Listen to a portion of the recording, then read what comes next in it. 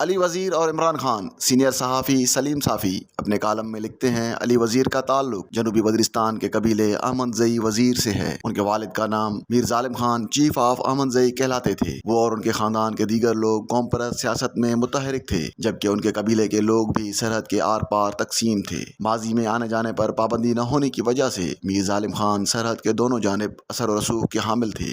Gomal university میں تعلیم کے وقت علی وزیر قوم پرست طلباء تنظیم سے منسلک تھے، جبکہ یونیورسٹی سے فراغت کے بعد قوم پرست اور اینٹی طالبان سیاست میں مگن ہو گئے۔ 2003 میں ان کے بھائی فاروق وزیر ٹارگٹ کلنگ میں مارے گئے۔ 2004 میں علی وزیر کے والد میر ظالم خان FCR کے کالے قانون کے تحت گرفتار کر لیے گئے۔ بعد ازاں انہیں رہا کر دیا گیا، لیکن 2005 میں علی وزیر کو اسی قانون کے تحت گرفتار کر لیا گیا۔ وہ جیل میں تھے کہ اسی دوران ان کے والد میر ظالم خان، ان کے بھائی طارق وزیر، چچا سعد اللہ جان وزیر اور کزن فیروز خان وزیر کو نامعلوم افراد کی طرف سے قتل کر دیا گیا۔ اس طرح 1 مئی 2020 کو عمران خان کی حکومت میں ان کے کزن عارف وزیر کو بھی قتل کر دیا گیا۔ انسانی کے علاوہ مالی نقصانات اس کے علاوہ تھے۔ مجھے یاد ہے کہ چند سال قبل بارہ میں علی وزیر کے خاندان کے 100 سے زائد دکانوں پر مشتمل ایک مارکیٹ تھی، اس میں ایک خودکش حملہ ہوا جس میں ایک میجر کو نشانہ بنایا گیا۔ چنانچہ اجتماعی ذمہ داری اور FCR کے قانون کے تحت ان کے 100 سے زائد دکانوں پر مشتمل مارکیٹ کو بارود سے اڑا دیا گیا۔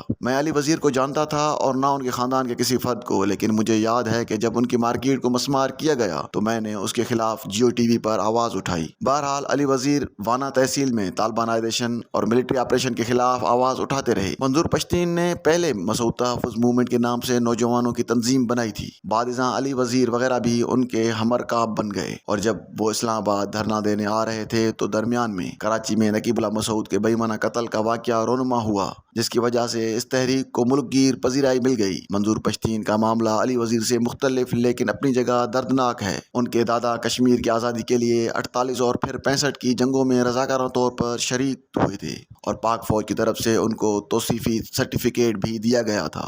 ان کے والد اسکول ٹیچر تھے اور گھر میں ایک لائبریری بنا رکھی تھی جس میں تفاخرانہ انداز میں اپنے والد کے سرٹیفکیٹ کو بھی سجا رکھا تھا۔ جنرل راحیل شریف کے دور میں آپریشن کے بعد جب منظور پشتین اپنے علاقے میں واپس گئے تو ان کا گھر صفحہ ہستی سے غائب تھا، لیکن انہیں سب سے زیادہ دکھ کتابوں اور سرٹیفکیٹ کے غائب ہونے کا تھا۔ آج تک ریاست نے منظور پشتین کا تباہ شدہ مکان دوبارہ تعمیر نہیں کیا، اور انہوں نے مٹی اور گارے سے دوبارہ اپنا چھوٹا سا مکان تعمیر کیا ہے۔ دوسری طرف منظور پشتین کا شناختی کارڈ بلاک ہے اور ان کا پاسپورٹ نہیں بننے دیا جا رہا، جس کی وجہ سے آج تک انہوں نے باہر کے ملک کا سفر نہیں کیا۔ اسلام آباد دھرنے میں مسعود تحفظ موومنٹ کا نام پختون تحفظ موومنٹ پڑ گیا، لیکن چونکہ وہ سیاسی جماعت نہیں بلکہ تحریک ہے، اس میں ہر طرح کے لوگ شامل ہوئے۔ PTM کے بعض لوگوں کے بعض اقدامات اور بعض نعروں سے مجھے بھی شدید اختلافات ہیں، اس لیے میں اس تحریک کا حصہ نہیں بنا اور ایشو ٹو ایشو اس کی حمایت یا مخالفت کرتا رہا۔ علی وزیر کو پہلے بھی متعدد بار گرفتار اور پھر رہا کیا گیا، لیکن 2020 میں عمران خان کی حکومت میں علی وزیر کو آرمی چیف اور فوج کے خلاف ایک تقریر کی بنیاد پر گرفتار کر لیا گیا، اور فوج کے امام پر بلاول بھٹو کی حکومت نے ان کے خلاف بغاوت کا مقدمہ قائم کر لیا۔ انہیں گھر سے بہت دور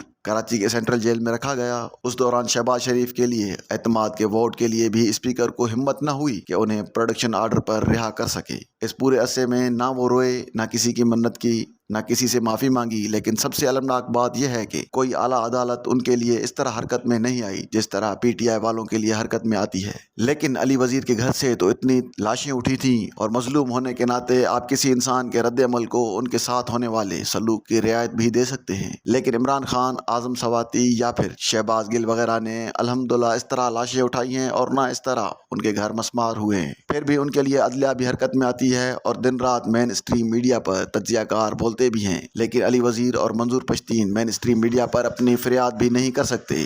جو عدلیہ اور جو بار ایسوسی ایشن PTI کے 4 رہنماؤں کے بنیادی حقوق کے لیے بے چین ہے، ان میں سے کسی نے پچھلے سالوں میں یہ سوال نہیں اٹھایا کہ PTM کی سرگرمیاں مین اسٹریم میڈیا میں کیوں بین ہیں۔ حالیہ دنوں میں جب علی وزیر کے تمام کیسز میں ضمانتیں ہو چکی تھیں تب بھی ان کو رہا نہیں کیا جا رہا تھا، لیکن کسی اعلیٰ عدالت نے اس کا نوٹس نہیں لیا، کیونکہ اب عدالتوں میں یہ دلیل دی جاتی ہے کہ فلاں لیڈر بہت مقبول ہے اور شاید علی وزیر مقبولیت کے اس اعلیٰ مقام پر فائز نہیں۔ گزشتہ روز مجھے اسلام آباد ہائی کورٹ بار کی طرف سے PTI کے رہنماؤں کے خلاف مقدمات کی مذمت میں قرارداد بار کے ایک عہدیدار نے بھیجی تو میں نے انہیں جوابی میسج کیا کہ کیا اس طرح کی قرارداد آپ لوگوں نے کبھی علی وزیر کے بارے میں بھی پاس کی ہے؟ تو وہ خاموش اور غائب ہو گئے۔ بہرحال علی وزیر ضمانت پر رہا ہو گئے اور اب اس مقبول لیڈر نے جیل بھرو تحریک کا اعلان کیا ہے۔ تو میرا ان کو مشورہ ہے کہ وہ اپنے رہنماؤں کی علی وزیر سے کوچنگ کرا لیں کہ جیل کس طرح کاٹی جاتی ہے۔ علی وزیر کو عمران خان کی حکومت میں جنرل باجوہ پر تنقید کی وجہ سے اندر کرایا گیا اور ان کی حکومت کی پختون وزراء اسٹیبلشمنٹ کے اما پر انہیں غدار اور غیر ملکی ایجنٹ کہتے رہے، لیکن مجھے یقین ہے کہ علی وزیر قوم کے وسیع تر مفاد میں عمران خان اور ان کے ساتھیوں کو جرت کے ساتھ جیل گزارنے کی ٹریننگ کے لیے ضرور آمادہ ہوں گے اور انہیں حوصلہ دیں گے کہ گھبرانا نہیں۔